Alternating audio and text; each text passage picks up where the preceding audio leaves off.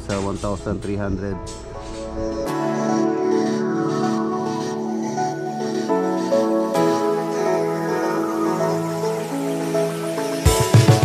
So ayan mga boss, nandito na po tayo. Ayan si 1,000 square meter siya. Ito po yung resort to. So dito pwede nyo gawin pa.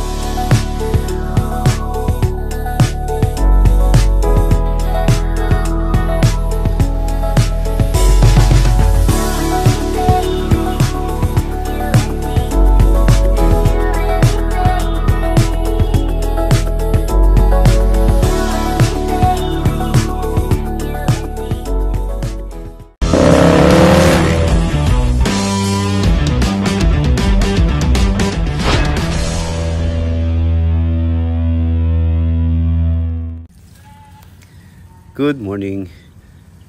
Dito po ako nag-overnight dito sa Lubao Project. Ayan, nagdidilig muna tayo ng halaman habang maaga pa.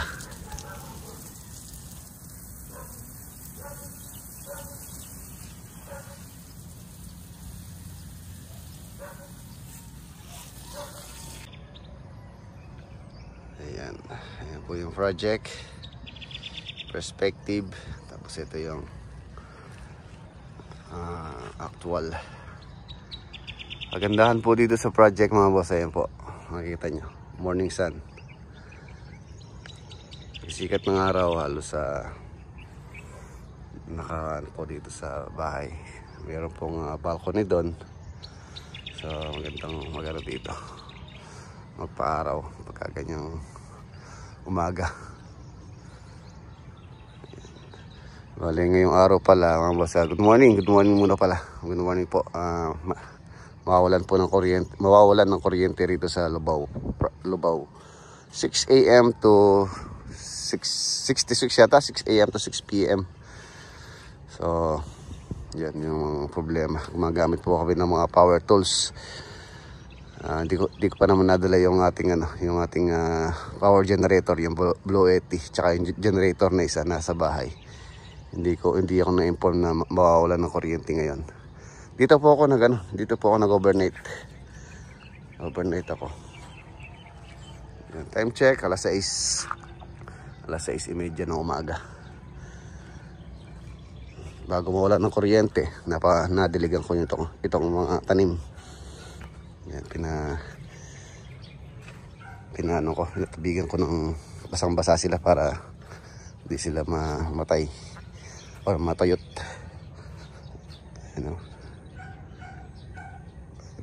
Ayun na yung ampalaya. Gaalmusal na sila. 7 AM ang starting namin to 5 PM.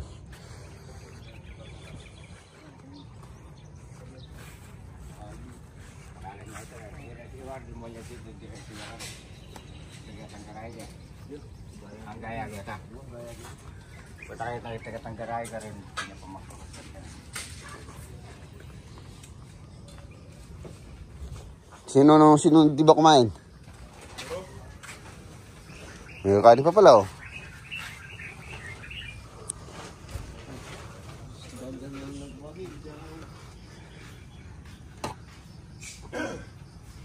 Log. Tayo.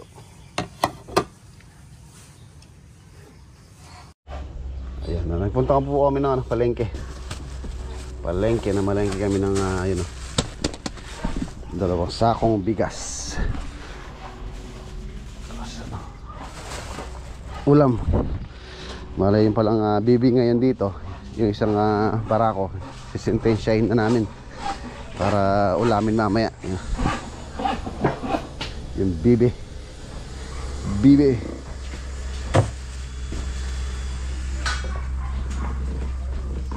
Sintensya na na pinata. Ito pala, nasintensya na nila din.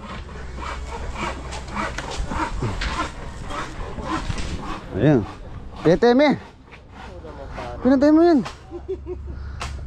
Ay, lagot ka. Ha? Pinatay na po ni Denda yung bibi. Makabili ako ng palengke. Isda. Masarap na isda. Paborito ni Lolo Boy. Yan o. Hindi. Ayungin. Yan o. Ayungin. Ang dagol daw. Ayungin. Sarap to, papaksiw ko. Ay, wala palang power. Walang tubig. Ayun doon para dun sa ano pa. Walang tubig, wala akong power dito. 6 to 6 nga. Wala kami tubig.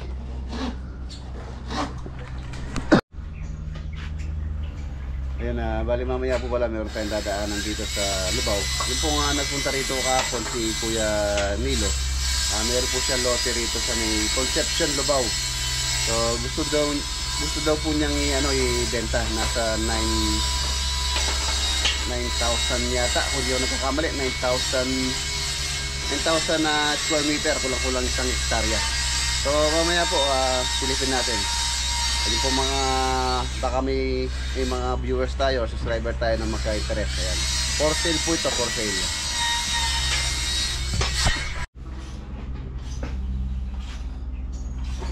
Ito po yung PP board. Nilagyan namin ng masking tape yung pinag-screwan para hindi pasukan ng semento, para pagka pinaklas hindi mahirapan, hindi ano yung ulo ng screw, black screw ang pinang-screw po namin dyan. Tapos yung frame niya is metal frame. Mas maganda yung metal frame, tatagal. Tulad dito, halos sa Pangasinan pa po namin pinabricate itong mga frame na to. Hanggang ngayon napapakinabangan pa natin. Mas maganda yung metal frame na yung forma, tatagal.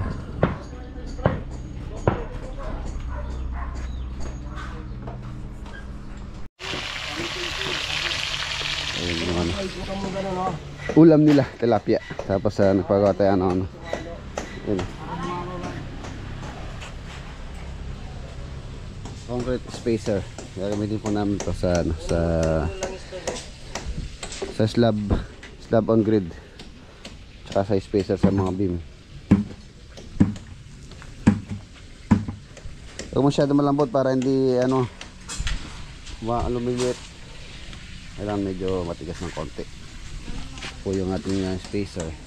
Bali yung namin yung pong buhos ng flooring sa 4 inches. Tapos syempre yung ating spacer malapit na camera. Nasa una. Yung spacer 2 inches.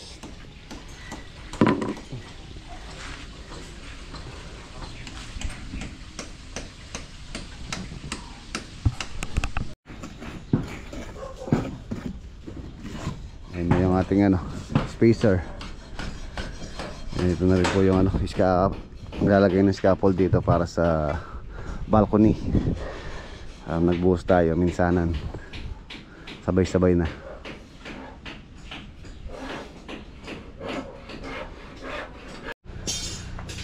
Ayan po si Bayaw. Pinadala ko itong generator. Tapos pinadala ko rin yung Blue Yeti. Ayan yung Blue Yeti. Natin para magkakuryente kami. Hindi ko lang alam kung may charge to. Okay, 100% sakto. Kakapower tayo. Ito muna ang Blue Yeti gamitin natin bago yung generator. Testing natin kung kaya niya yung submersible pump.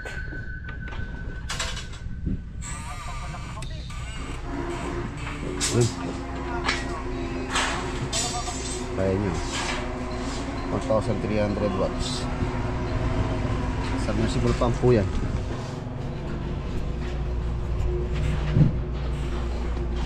Tignan natin umarga.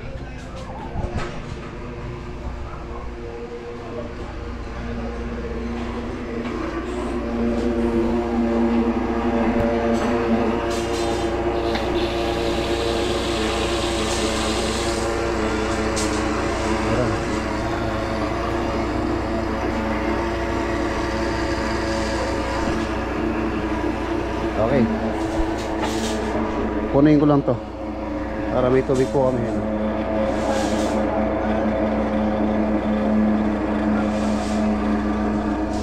Iba rin yung may ano, backup na Blue Yeti.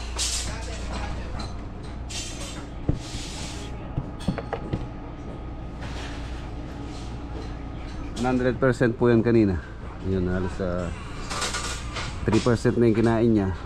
Nasa 1,322 watts naglalaro.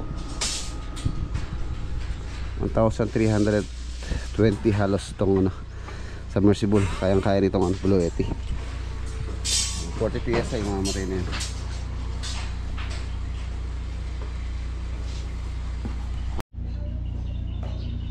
Ayan, okay na mga boss.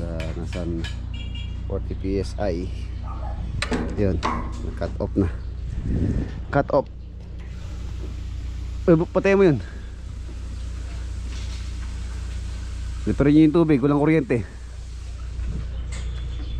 Tignan natin kung ilang percent ang kinain niya.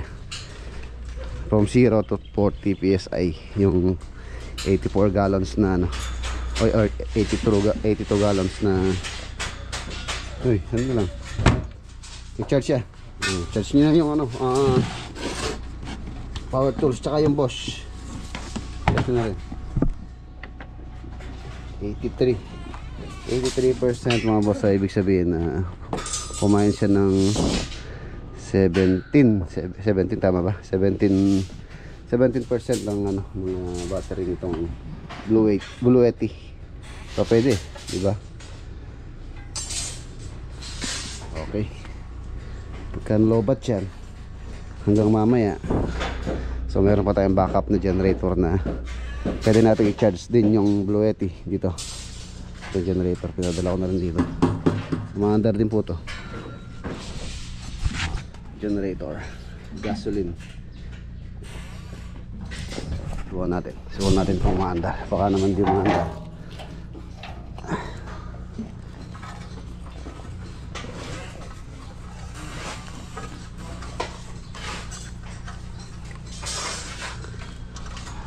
On. Okay. Chop.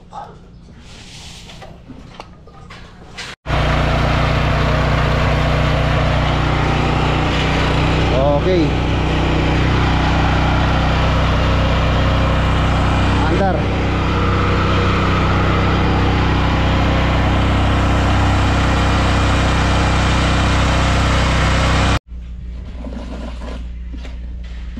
Yung ano, spacer mamaya pagka napuno mo na yan, idali mo doon sa mainit para matuyo, para bukas magamit na yung mga spacer. Tubig na kami. Ayun may tubig na. Luto na rin yung bibi. Iyakin natin na po namin yung isa. Kali sakto lang yan, pares lang sila para hindi sila nag-aaway po kasi yung barako. Wala, isa lang.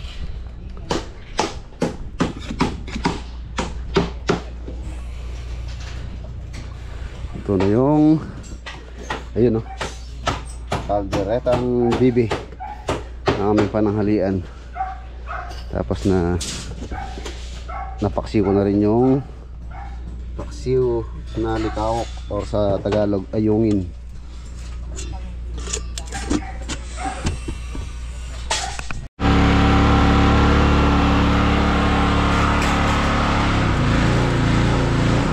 Power na.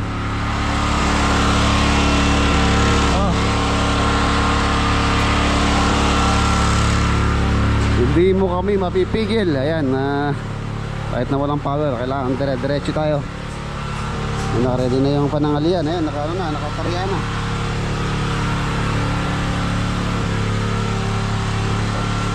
Para po pantay-pantay, para walang lamangan. Ano po kami dito? Bale 22 manpower. 22 ako. Habang hinihintay po namin yung project na susunod, so dito ko muna dinala yung mga tropa na bakante. Natapos sa Bulacan project. So next natin soon.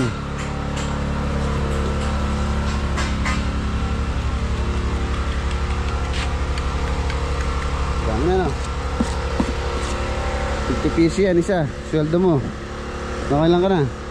1, 2, 3, 4, 5, 6, 7, 8, 9, 10. 1, 2, 3, 4, 5, 6, 7, 8, 9, 10, 11, 12, 13, 14, 15, 16, 17. 170 ka na. Dapat maka ano ka hanggang mamaya, maka at least mga 1,000. 1,000 kaya mo hanggang mamaya. Ha? Sige.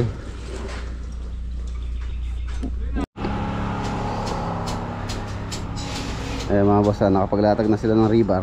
Ayan, dito po namin gagamitin yung, yung ginagawang spacer. Ayan, tapos yun yung reticulated pipe. Saka dito, lalagyan pa namin dito. Ayan. Ayan, prepare na ang flooring. Wala yung flooring namin dito mga boss, 10 cm yung 10 cm yung kapal or 4 inches. So yung aming spacer is 2 inches. Manta na, kain tayo. Alas 12 no. Na yung access dito sa garahe. Umpisa na rin pinopormahan yung septic tank. Tara, kain tayo.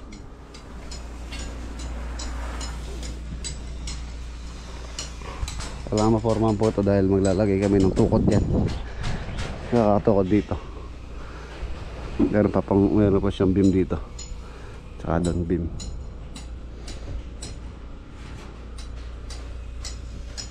Onta na! Kain tayo!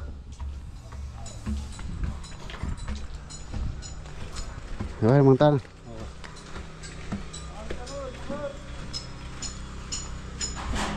Ang sani? Saan pupunta? Kain tayo.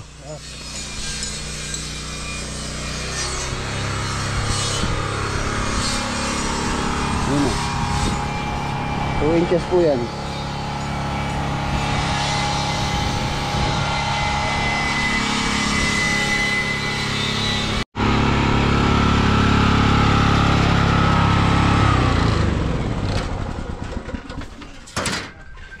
Hoy, may ino. Matawag.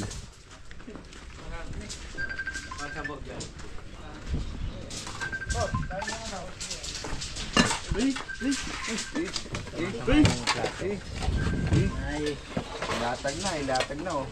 Oh, yun yung mga pili na lang kayo kung gusto nyo. Mga plato pagkamatay. Oh, yun oh. Konti lang ako.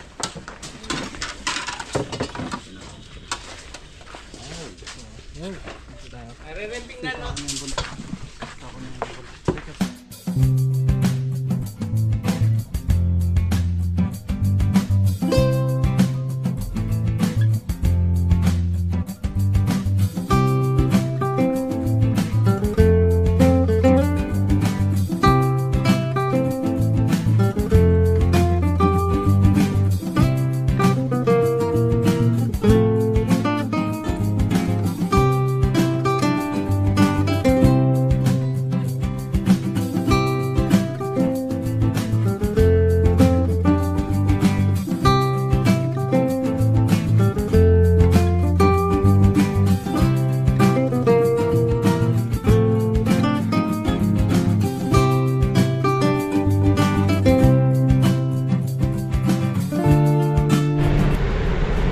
Mga boss, paalis na po tayo.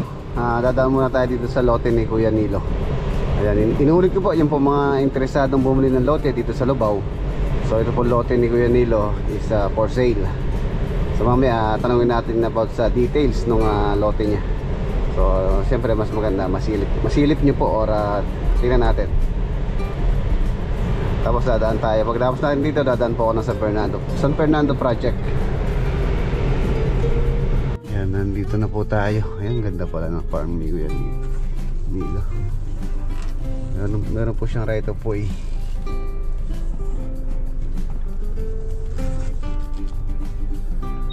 Meron siyang bahay, no?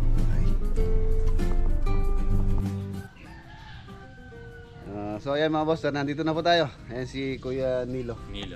Ayan, siya po yung owner nitong property. Nasa 9,000 po ba? 9,000 square meter siya. Ito po yung lote. Ayan, napakaganda. Ayan. Presko po siya mga boss. Tapos hanggang doon pa yon. May mga mangga doon. Mga ilang mangga po yung 30. Mga 30. Ayan 30 puno mga boss. Kung maasikaso lang yan. Actually di po naasikaso ni Kuya Nilo to. Kaya ayan, tinamnan ng palay. Pero kung maasikaso to yung mga mangga pa lang, yung gandang negosyo na po yan. Bigyan 30 puno. Namumunga na yan. Namumunga na po yun. Ay, malaki na nga po yan. Pasilipin natin. Ito yung property niya. Meron po siya palang bahay mga boss. Kasama yung bahay na yon sa, syempre sa bebenta ni Kuya Nilo. Tsaka yung kubo. Ayan. Dito pwede na po. Actually dito pwede tumira eh. Ayun yung bahay. Ang ganda. Dito ano na. Oo. Yung mga puno. May kubo doon mamaya. Silipin natin. Dito muna tayo sa likod. Ayan yung mga puno na fruit bearing trees. Oo. Lahat ng mga nawawala. Ito balimbing, siniguelas. Marami pala ko yan. Siniguelas kasoy. Kasoy. Kasoy. Duhat. Dami may bokado pa doon kanina nakita ko. Oo. Guyabano. Marami po dito sa lote ni Kuya. Itong kuyang property na to na dinevelop po na mga ilang square meter kaya to? Mga siguro 2,000 to eh. Oo, malamang nga po, mga 2,000. Sabi na natin 2,000 mga boss yan. Naka-develop po. Naka-develop, kasama po yung bahay. Tapos ito dito, palayan. Ayun mo. Mga hanggang 70 kaban. 70 kaban po?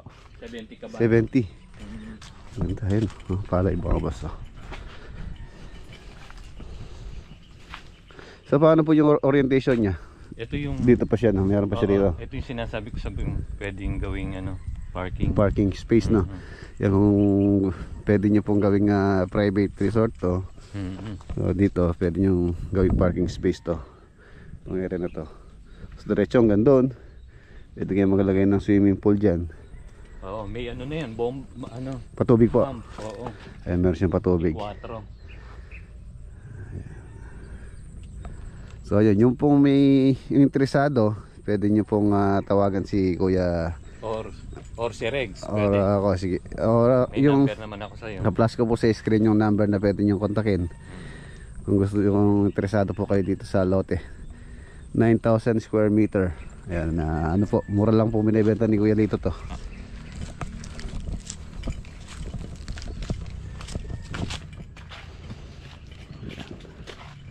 Meron po siyang right of way. Makikita nyo naman sakyan nandun sa loob.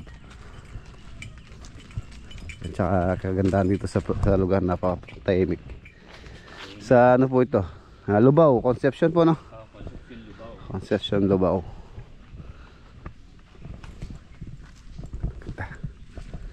Naghahanap kayo ng tahimik na lugar. Yung po mga viewers natin yun, subscriber natin na naghahanap ng lote.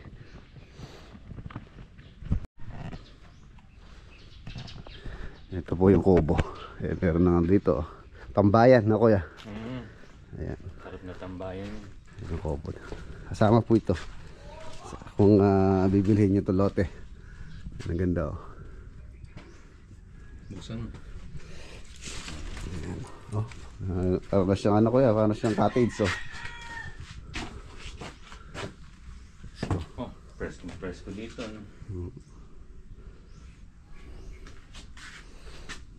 Tapos kayo dun sa pasok tayo sa bahay. Kita po natin yung bahay. Itong bahay pala mga boss, sa sinukat ko kanina, naglalaro siya sa 70 square meter. Kung papagawa nyo po itong ganitong bahay, more or less gagastos po kayo ng 2 milyon.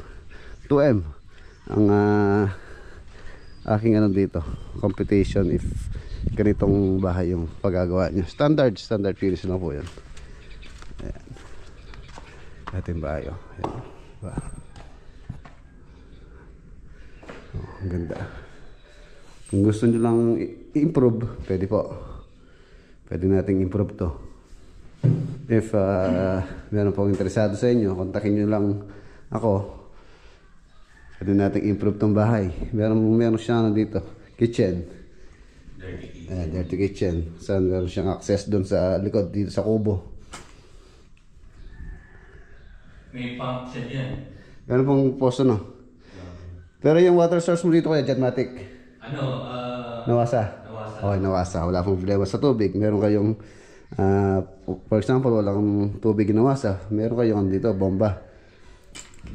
Pero nyo, pag gagawa kayong dipel, medyo magastos din. Tapos 1 bedroom to. Ayun yung kwarto niya.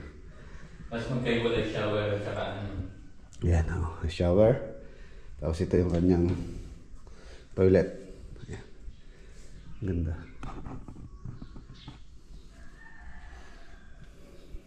Ang ganda ng kitchen. Yung dining area niya maluwang. Tapos yung living. Konting ano lang, improve lang. Gaganda po ito. Ang ganda nito, wala po akong nakikitang mga issue nitong bahay. Halos parang parang brand new. Yung kwarto niya. Maluwang po yung kwarto niya, parang master bedroom din.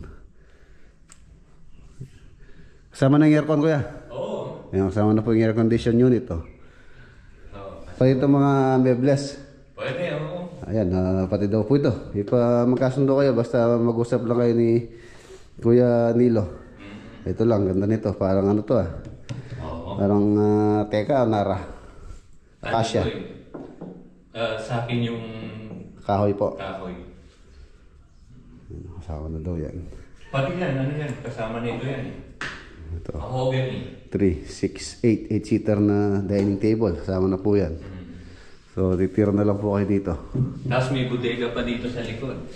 Ayan, may bodega pa. May bodega Ayun, sarap ng hangin, no?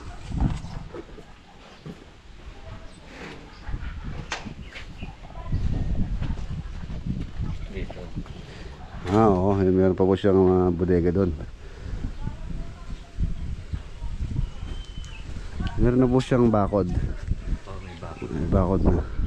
Parang yung bakod hanggang doon, yung concrete post, tapos bulb wire yung property hanggang doon sa dulo. So tara, palipad tayo ng drone para makikita nyo yung property. Ganda nitong talisay, ang lilim.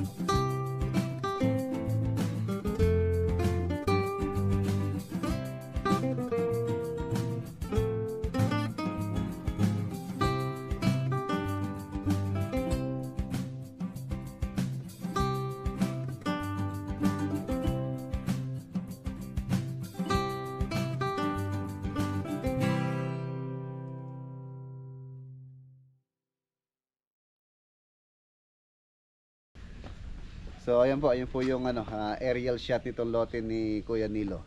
So inulit ko yung po mga interesado, message lang po. Ipa-flash ko po sa screen yung number na pwede nyo pong tawagan about dito sa details itong property. Negotiable po, mura lang. Ayan si Kuya Nilo. Bahala na si Rex. Ayan. So ayan mga boss, mauna na ako kuya. Oh, sige, salamat. Thank you. Okay. Thank you. Ayan, nandito na po tayo sa San Fernando. May pinadala sa akin si Kuya Nilo. Ayan, merienda. Salamat po. Salamat Nilo. Kuya Nilo. Salamat. Salamat. Sige, dali mo doon. Merienda kayo. Ayan, pinadala po sa akin ni Kuya Nilo yung merienda.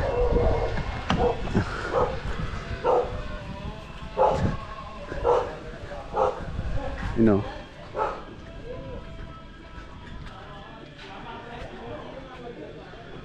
Ayos, ganda. Ayan, nandito naman po ako sa mga boss, dito po sa San Fernando project. Ayan, 4-bedroom bungalow. Ayun, humahawig na sa kanyang perspective itong 4-bedroom bungalow house na project natin dito.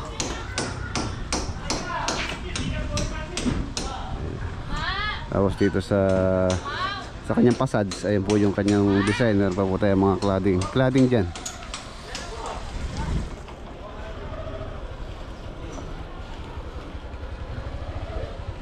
Ayan po yung perspective. Meron pong group design doon. Tapos meron din siyang cladding dito na tiles, parang deco stone.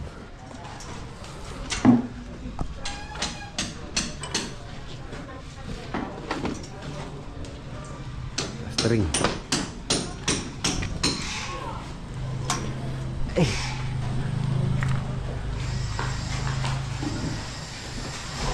Ito, kapag masilya na pala dito, skim coat. Ito po ito.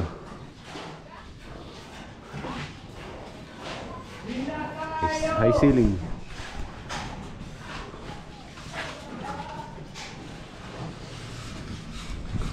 Ito yung kanyang kitchen area. Dining. Lanay. Yan, hinuhukay na rin po yung ilalagay namin column dito sa existing na bakod. Medyo mahina po kasi yung poste nito. So kailangan nating patibayin dahil aangat po namin to. Mag-ano kami dito. Magkakat kami dito sa kanyang wall para lagyan ng reinforcement. Every 3 meters, at least every 3 meters yung column. Dito, tapos dito. 1, 2, 3, 4, 5, 6, 7. Tapos mga ito, siguro 7 poste. Simula dun sa property. 1, 2, 3, 4, 5, 6, 7. 7 column.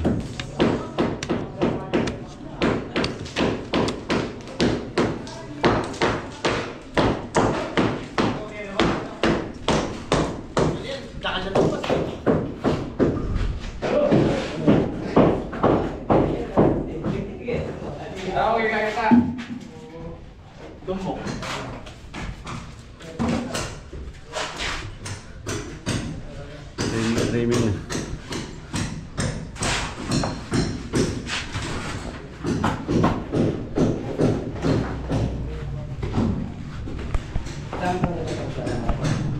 PVC panel po yung lalagay namin dito.